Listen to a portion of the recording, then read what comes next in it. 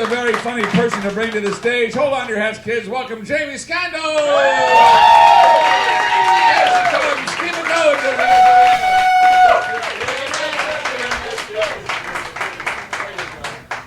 Hit my head on that light. I think I might have knocked every brain cell that I need for this performance loose. Either that or it's the vodka lobotomy I accidentally gave myself. I'm so happy to be here and not in my ghetto apartment where I can't sleep.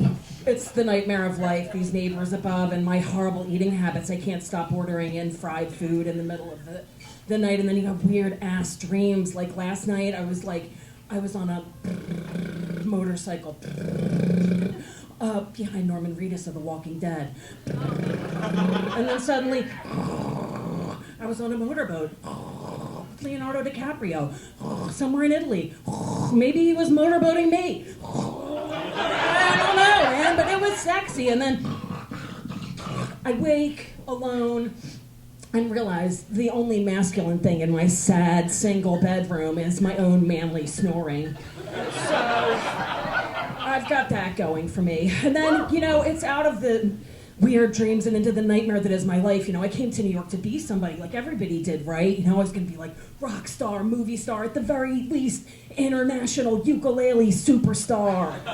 But no, none of these things happened, and then my temp job became like my job for 13 years. I became a dog walker, and every day I'm getting dragged around by beasts of all shapes and sizes. I'm like Chrissy, the naked chick in the beginning of Jaws. Come on! Just like drowning in a sea of my own depression and disappointment. And at this point, I've been walking the dog so long, they're starting to die on me. So it's like Waffle, poo. George the Corgi, poo. And he bit the bucket when his family was away in Europe. And they were like, well, we're not coming back for that. You're going to have to deal with it and take him to the vet for his final ashen goodbye. And I'm freaking out, man. I mean, this dog, it's like Honey, I Blew Up the Dog. He's the biggest corgi you've ever seen in your life. And I'm like, rolling luggage, it's the only answer. So I put him in the bag and I'm crying and I'm just like, why me, man? And taking him to the subway and it's heavy as hell because I know what's in there and I feel guilty and shit, that's my buddy. And I'm not gonna make it down these stairs without dislocating my shoulder. And this really handsome, strapping guy comes up and he's like, "Would you like some help with that bag?" And I'm thinking, chivalry, it's not dead. Yes, I'd really like help with this bag. So he grabs the bag and he runs away. He just steals the dead dog. What am I gonna do now? First of all, what kind of a greedy, evil bastard does this to a woman? And I imagine him, he's thinking at home, I'm gonna get this loot. He probably has tons of credit cards and tons of cool shit in there. And then he'll be like standing there, like remember the mayor in Jaws? And he'll be like, I'm gonna stand there and unzip that bag and see that little Kintner dog spill out all over the rug. Well, anyway, that's what I imagine. He would get his payback with that. But no, so then what am I going to do? What am I going to do for the family? And I think, the Big Lebowski, the Folgers can. I need a giant Folgers can. So I go to Trader Joe's and I get the Folgers and I throw out the coffee and I go to the local French bistro and I just start taking their outdoor cigarette butts and ashtrays. And I'm throwing it in and I'm like, does that feel like a 60-pound corgi? I don't know. Flicking the butts out, I put the lid on it and I put it on the family mantle and I'm just like, please don't let anybody peel that lid open and start asking why the dog ashes smell like menthol. So, it's a rough life, my job, it's rough. And then I go home to my ghetto apartment, which I hate, and I hallucinate that I need a guardian angel. And I know who I would want it to be, like a mean one, like Gordon Ramsay. I don't know if you know who he is, but he's Kitchen Nightmares and everything. I want them to make a show like Apartment Nightmares, right? And he terrifies me. He looks like Sting fucked a troll doll. And she gave birth to the angriest 50-something master chef of all time. I just want him to come to my house and start looking around and be like, what is going on here? This is bloody disgusting. What is this dust? What is this? You've got a lizard cage. You're a grown woman with a lizard. What's going on with that? Yo, Fraser, that is a kitchen nightmare. It's a goddamn block of ice. What's this? Is this your dinner from last night? This blanketed shrimp with the poop vein still in it, half eaten. That's disgusting. Why don't you cook for yourself? You're appalling. You make me sick. And then I would snap into shape. But no, he's not there. He's only in my mind and on my TV. So, which I watch loudly because of the thunder and clunk monkeys that live above me and ruin my life. This family, like, they're monsters from hell. They got like a 300-pound kid up there just stomping, concrete boots on. It sounds like he's dropping bowling balls with jingle bells in them or something. Sometimes I feel like he's teaching 30 drunk midgets how to dance in clogs, okay? So the TV volume goes up way high. It's got to. I can't hear over this cacophony of shit that I pay to live under. And so I'm laying on my broken couch that my fat neighbor sat on and broke with her butt. She's like, sorry. I'm like, yeah, now I'm uncomfortable and tortured. And I'm laying there watching Lost Boys for the 100th time, as you do. Spoiler alert, if you haven't seen it, it came out 25 years ago. Get your shit together. So I'm getting to the good part. I'm getting to the end, right? When the grandfather's coming, and he's got the strategically pointy logs that have somehow magically been sharpened like giant pencils, and he's gonna ride through the wall and save beautiful Jason Patrick from getting killed by evil Kiefer Sutherland the vampire.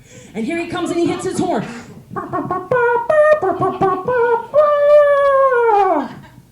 And I realize it's the theme to La Cucaracha. And just at this moment, the biggest roach I have ever seen comes shooting out from underneath my couch. I lay there in shock. What the fuck? I thought it was a Matchbox car at first. No. Mouse? Maybe it was a mouse. Mice are cute. I don't mind them. But no, this fucker was the size of a 90s flip phone. And I'm like, what? I know what it is. People in New York, and they call them water bugs. What is that bullshit? Like it's some 1950s star of an Esther Williams Busby Berkeley movie.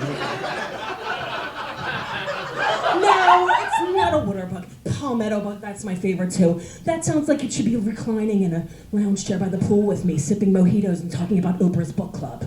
That is bullshit. Once you've achieved 3 inches, in my mind, you are now called Mega Roach. So, I'm in my house and the Mega is in there too. What am I gonna do? I gotta run and get my can of poison in the kitchen because it's there at the ready. Because I've been afraid of these fuckers since I was in college and my evil roommates locked me in the bathroom with nothing but a can of Aquanet to defend myself against the very first Mega I had ever seen. And so I run to get my poison and the little straw, the red straw is not attached. I told the guy at the exterminators, you put it in. He goes, no, you put it in. I go, you do it. And he thought I could do it and it came shooting off. So I'm spraying the bug, and I'm spraying me, and I'm just, like, soaked in DDT. Now, he's, like, prehistoric. This bug's, like, 3 million years old, so I see him go scooting under the door, and I'm in my own kitchen laying on my back, like, they're gonna find me like this. What did I do to deserve this? So then I start thinking, and I'm like, right, for the first time, I think I understand how a roach feels. And I imagine him going down the basement. Because he's a single dad. He's a Papa Roach. And he's gonna go tell his son what happened. And he gets down there and he says, son, she tried to kill me, I was upstairs getting food for her son. And she sprayed me with the poison. She's got big fat boobs and crazy fake blonde hair. It looks like a stormtrooper helmet. Because she won't go back to her hairdresser. They got in a fight or something, I don't know. Daddy, son, when she come down to do laundry, you make sure to get her and avenge me. So musical interlude, okay, because we gotta break this up a little. Okay, things aren't swell, things aren't great, cause my building's got bugs that I hate. Lost my groove, wanna move, honey, everything's coming up roaches. So months later, I'm down the basement, just doing my laundry, and I have this thought. And my thought is, wow, I haven't seen a Mega in a long time. Well, pride goeth before the fall, ladies and gentlemen, because I'm moving stuff from the washer to the dryer, and I feel a little...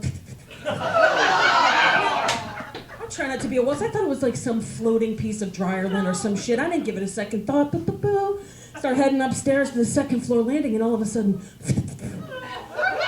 he's there. He's on me. He's been riding me. He hitchhikes upstairs. And he looks just like his father, but it's not his father. It's the son. And I feel I can hear what he's saying. And he says, "My name is Inigo Montoya Roach. You killed my father. Prepare to die." And I'm like, "Ah!" Mouth wide open. I'm like, "Oh, I heard they could fly. I gotta flick this fucker off." So he goes shooting off to the first floor landing, looks back at me with that Hillary Clinton stink eye. And I hear him think, "I live to kill another day." And he goes scooting under my neighbor's front door, and I haven't seen him since, but that's my time. Thanks.